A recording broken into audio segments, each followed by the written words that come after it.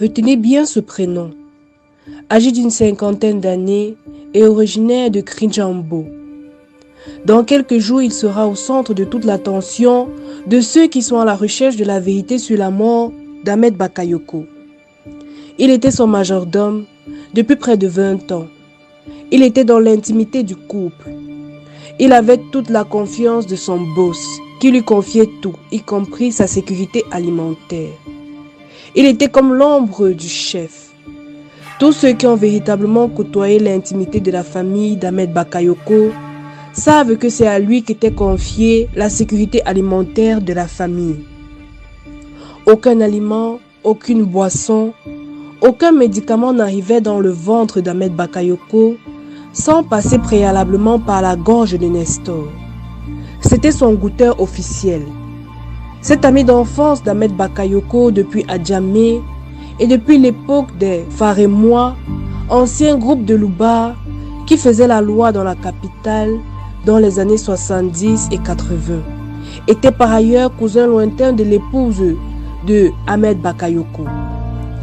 Si Ahmed Bakayoko devait mourir d'un quelconque poison, Nestor mourrait en premier.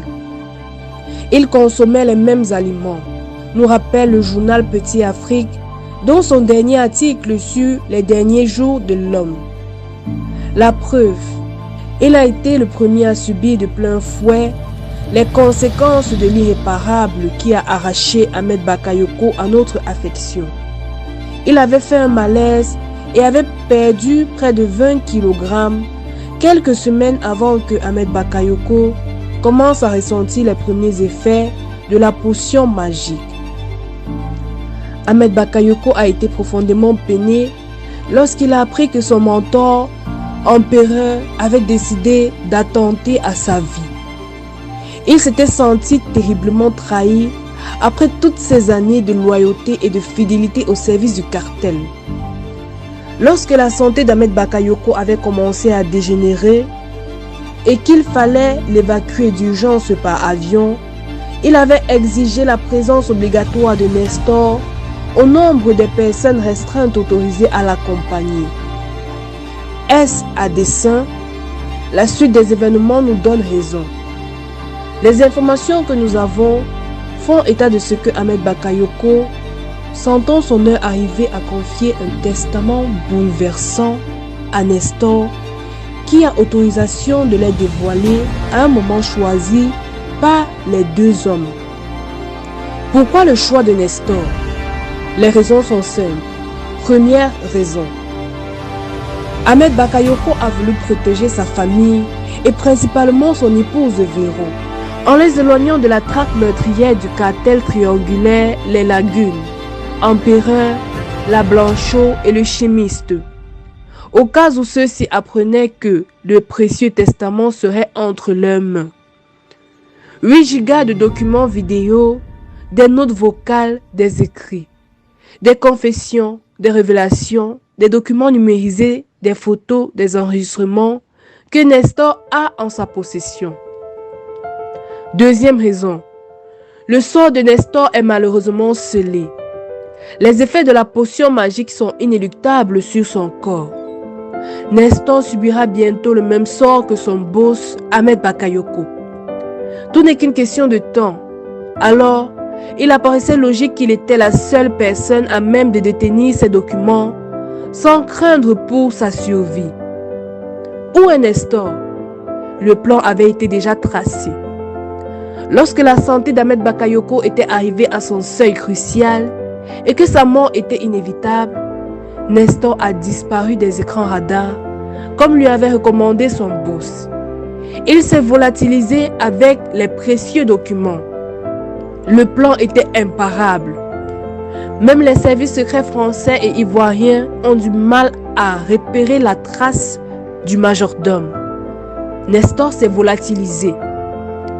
Lorsque le cartel triangulaire de Empereur, La Blanchot et le chimiste a appris que le majordome était en possession de documents compromettants qui risquaient de faire vaciller la République, des barbouzes et des tueurs ont été lancés à ses trousses depuis une semaine dans toute l'Europe.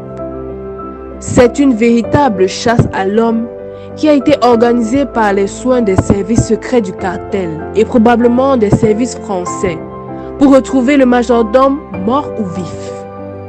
Les informations entre les mains de Nestor sont cruciales pour le régime de empereur.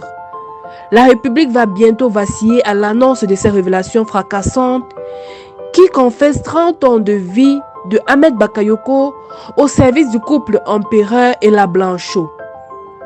C'est une bombe qui va bientôt exploser et occasionner inexorablement des victimes dans le paysage politique du pays des lagunes.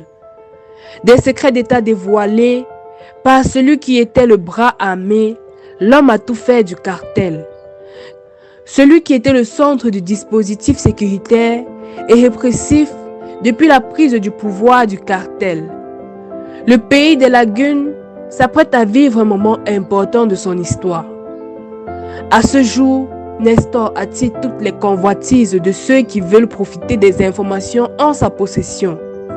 L'on apprend que parallèlement aux services secrets ivoiriens qui sont lancés à sa poursuite, un ancien membre du cartel et grand rival de l'empereur, actuellement en exil, Saraguzo, la Roquette, a recherché à rentrer en contact avec le majordome pour lui offrir sa protection et son assistance.